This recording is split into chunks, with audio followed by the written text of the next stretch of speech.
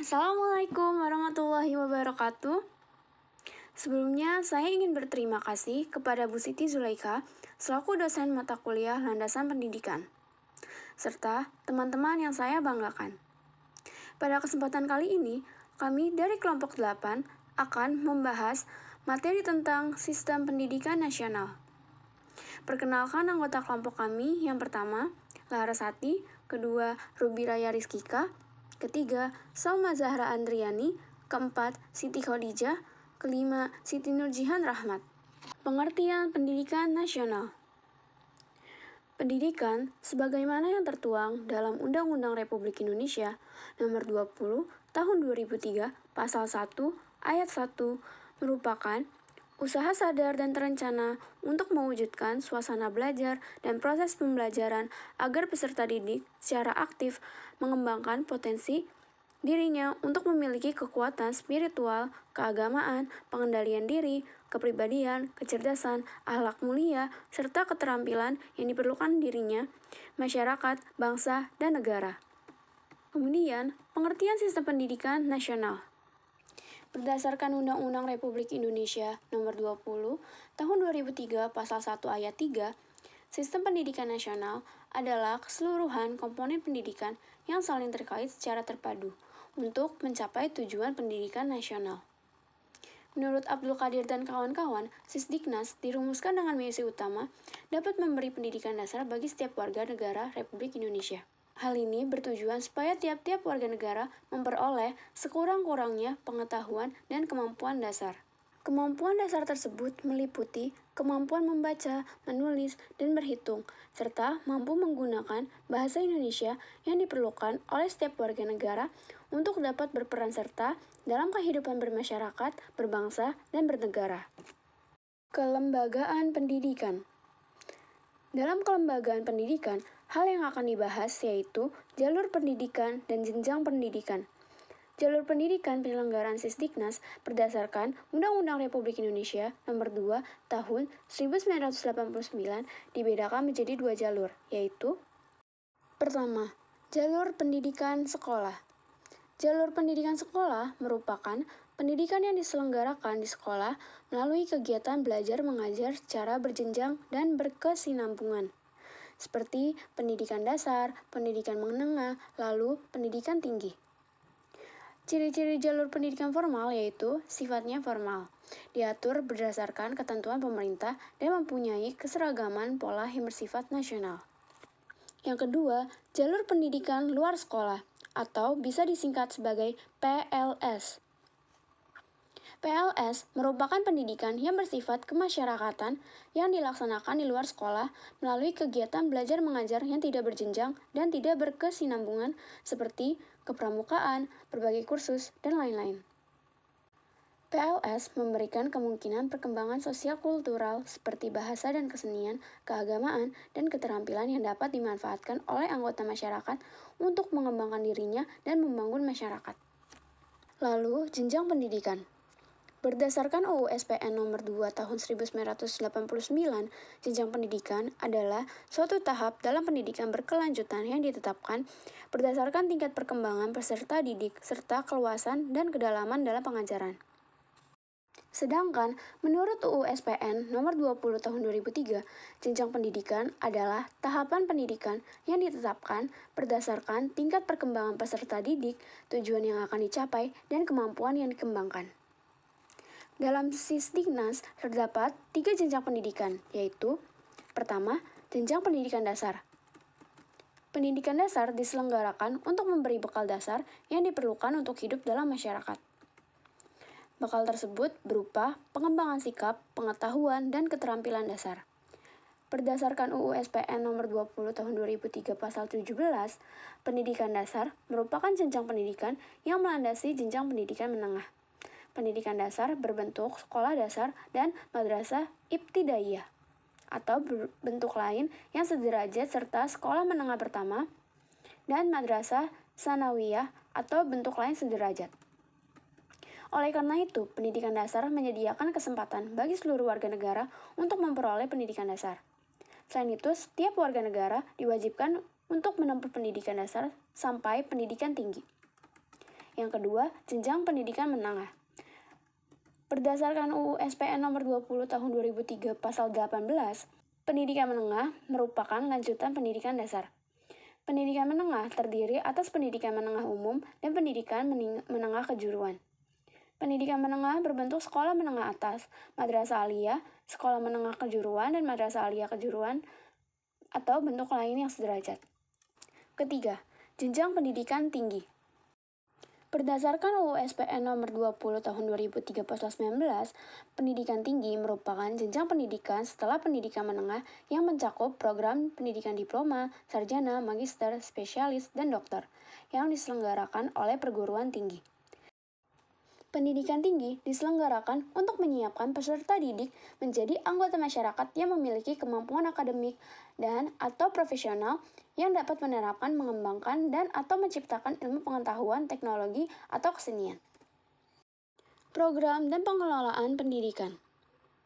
Program pendidikan dan pengelolaan pendidikan dituangkan dalam jenis program pendidikan yang termasuk dalam jalur pendidikan sekolah serta kurikulum program pendidikan.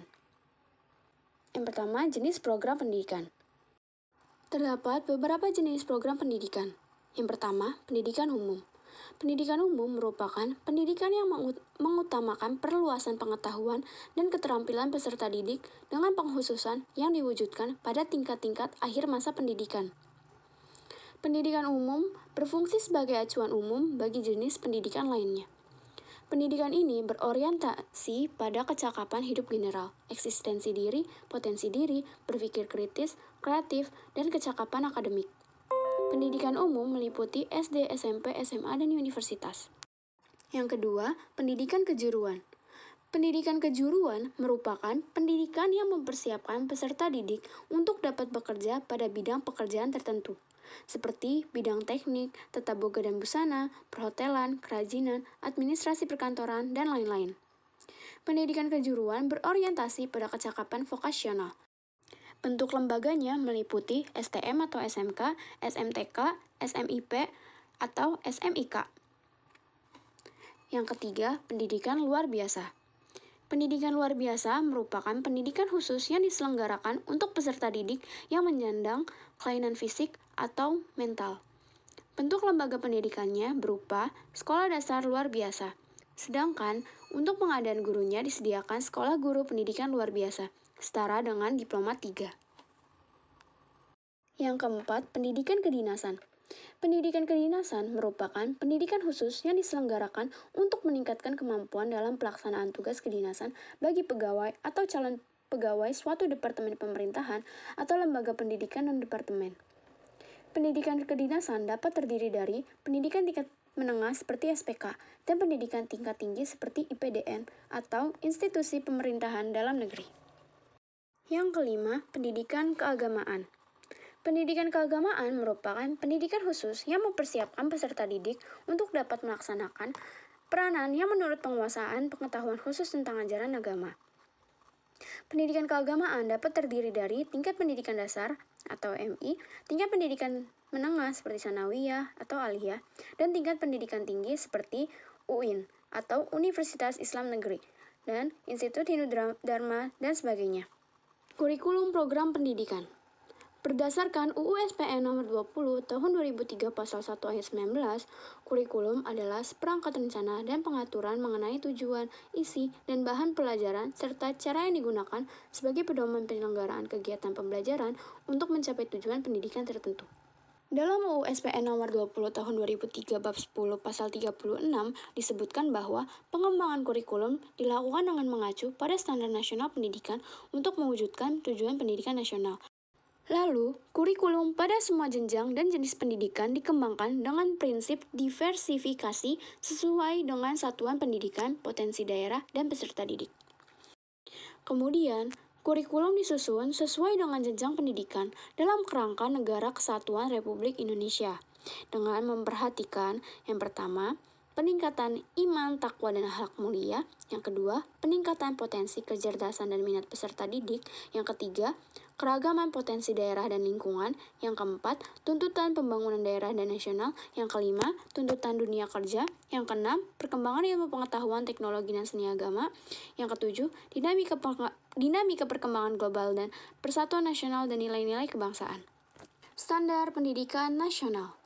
Standar pendidikan nasional merupakan kriteria minimal tentang berbagai aspek yang relevan dalam pelaksanaan sistem pendidikan nasional dan harus dipenuhi oleh penyelenggara dan atau satuan pendidikan di seluruh wilayah hukum negara kesatuan Republik Indonesia. Standar nasional pendidikan berfungsi sebagai dasar dalam perencanaan, pelaksanaan, dan pengawasan pendidikan dalam rangka mewujudkan pendidikan nasional yang bermutu.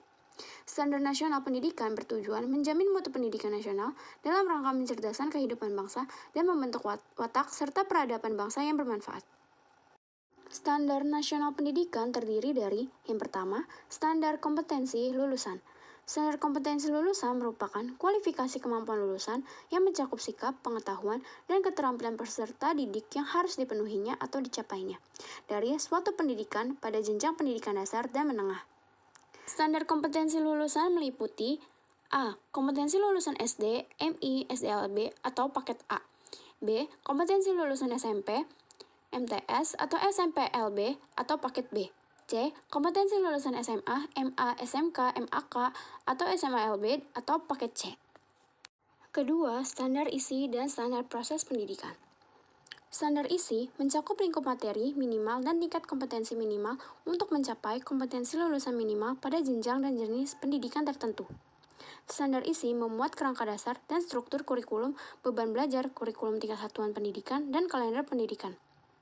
Lalu standar proses pendidikan. Proses pembelajaran pada satuan pendidikan diselenggarakan secara interaktif, inspiratif, menyenangkan, menantang, memotivasi peserta didik untuk berpartisipasi aktif, serta memberikan ruang yang cukup bagi prakarsa, kreativitas, dan kemandirian sesuai bakat, minat, dan perkembangan fisik, serta psikologis peserta didik. Yang ketiga, standar pendidik dan tenaga kependidikan. Pendidik harus memiliki kualifikasi akademik dan kompetensi sebagai agen pembelajaran. Kualifikasi akademik yang dimaksud adalah tingkat pendidikan minimal yang harus dipenuhi oleh seorang pendidik yang dibuktikan dengan ijazah dan atau sertifikat keahlian yang relevan sesuai ketentuan perundang-undangan yang berlaku. Kompetensi sebagai agen pembelajaran pada jenjang pendidikan dasar dan menengah serta pendidikan anak usia dini meliputi: pertama, kompetensi pedagogik; kedua, kompetensi kepribadian; ketiga, kompetensi profesional; dan keempat, kompetensi sosial. Tenaga kependidikan meliputi kepala sekolah atau madrasah, pengawas satuan pendidikan, tenaga administrasi, tenaga perpustakaan, tenaga laboratorium, teknisi, pengelola kelompok belajar, pamong belajar, dan tenaga kebersihan. Yang keempat, standar sarana dan prasarana. Setiap satuan pendidikan wajib memiliki sarana yang meliputi perabot, peralatan pendidikan, media pendidikan, buku, dan sumber belajar lainnya, bahan habis pakai, serta perlengkapan lain yang diperlukan untuk menunjang proses pembelajaran yang teratur dan berkelanjutan. Setiap satuan pendidikan wajib memiliki prasarana yang meliputi lahan, ruang kelas, ruang pimpinan satuan pendidikan, ruang pendidik, ruang tata usaha, ruang perpustakaan, ruang laboratorium, ruang bengkel kerja, ruang unit produksi, ruang kantin, instalasi daya dan jasa, tempat berolahraga, tempat beribadah, tempat bermain, tempat berkreasi, dan ruang atau tempat lain yang diperlukan untuk menunjang proses pembelajaran yang teratur dan berkelanjutan. Yang kelima, standar pembiayaan pendidikan. Pembiayaan pendidikan terdiri atas: pertama, biaya investasi satuan pendidikan meliputi biaya pendidikan sarana dan prasarana, pengembangan sumber daya manusia, dan modal kerja tetap. Yang kedua, biaya personal sebagaimana dimaksud pada di atas meliputi biaya pendidikan yang harus dikeluarkan oleh peserta didik untuk bisa mengikuti proses pembelajaran secara teratur dan berkelanjutan. Yang ketiga, biaya operasi satuan pendidikan meliputi gaji pendidik dan tenaga kependidikan serta segala tunjangan yang melekat pada gaji, bahan, atau peralatan pendidikan habis pakai, dan biaya operasi pendidikan tak langsung berupa daya, air, jasa telekomunikasi, pemeliharaan sarana dan prasarana, uang lembur, transportasi, konsumsi, pajak, asuransi, dan lain sebagainya. Keenam, standar penilaian pendidikan. Penilaian pendidikan pada jenjang pendidikan dasar terdiri atas: penilaian hasil belajar oleh pendidik, penilaian hasil belajar oleh satuan pendidikan, dan penilaian hasil belajar oleh pemerintah. Lalu, penilaian pendidikan pada jenjang pendidikan tinggi terdiri atas penilaian hasil belajar oleh pendidik dan penilaian hasil belajar oleh satuan pendidikan tinggi. Penilaian pendidikan pada jenjang pendidikan tinggi diatur oleh masing-masing perguruan tinggi sesuai peraturan perundang-undangan yang berlaku. Sekian presentasi dari kelompok kami, kurang lebihnya mohon maaf. Wassalamualaikum warahmatullahi wabarakatuh.